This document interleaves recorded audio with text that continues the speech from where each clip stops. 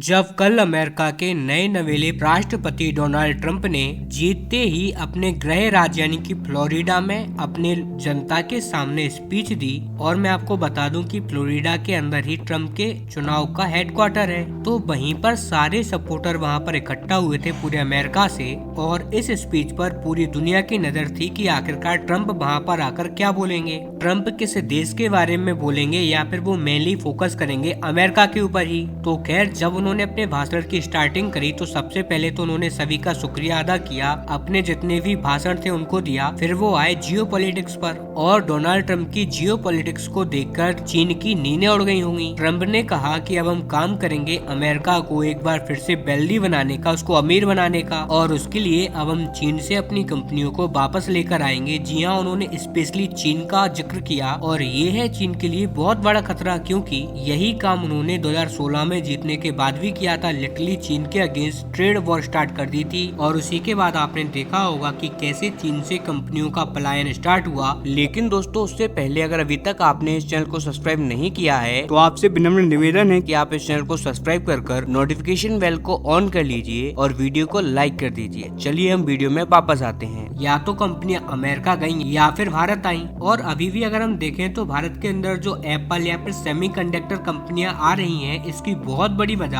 यही वजह है 2016 में डोनाल्ड ट्रंप का व्यापार युद्ध। और अब दोबारा से ऐसा ही लग रहा है कि जैसे ही डोनाल्ड ट्रंप दोबारा से राष्ट्रपति की शपथ लेंगे, वो एक बार फिर से एक नया व्यापार युद्ध स्टार्ट कर देंगे चीन के अगेंस्ट में। और इससे चीन की रातों की नींदें उड़ गई होंगी, क्योंकि इस टाइम पर चीन की अर्थव्यवस्था इतिहास के सबसे कमजोर दौर से गुजर रही है। लगातार ये लोग स्ट्रगल कर रहे हैं। अब ऐसे में अगर चीन के साथ एक और व्यापार युद्ध स्टार्ट हो जाएगा तो ये लोग इसे झेल नहीं पाएंगे। लिटरली चीन की इकोनॉमी का ग्रेट कोलैप्स होगा। लेकिन यहाँ पर नींदें केवल चीन की नहीं उड़ी हैं, एक और देश है जिसकी नींदें तो लिटरली खराब कर दी है डोनाल्ड ट्रंप ने। डोनाल्ड ट्रंप ने यूक्रेन का नाम लेते हुए कहा कि वो यूक्रेन और रशिया का युद्ध रोकेंगे, और जैसे ही वो शपथ लेंगे इसके ऊपर काम भी स्टार्ट कर दिया जाएगा। यानी कि अब देखा जाए तो जेलेंस्की जो कि यूक्रेन के राष्ट्रपति हैं, अब उनके पास 2 महीने बचे हैं यूक्रेन के पास रूस से अपनी जमीन को वापस लेने के लिए। इसके बाद ट्रंप का सपोर्ट इनको मिलना बंद हो जाएगा, और बिना अमेरिकी सपोर्ट के किसी भी कीमत पर ये लोग युद्ध को जारी नहीं रख पाएंगे।